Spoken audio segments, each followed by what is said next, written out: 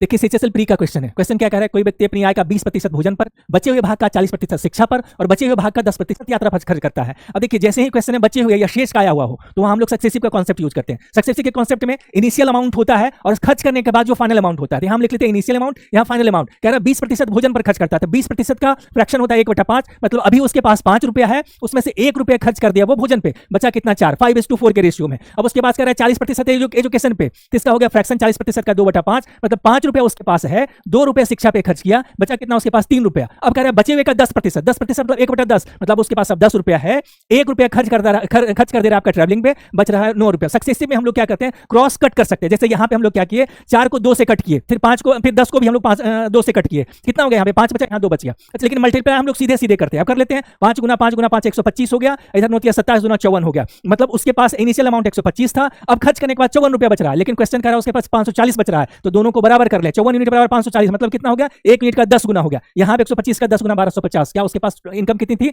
1250 रुपया की।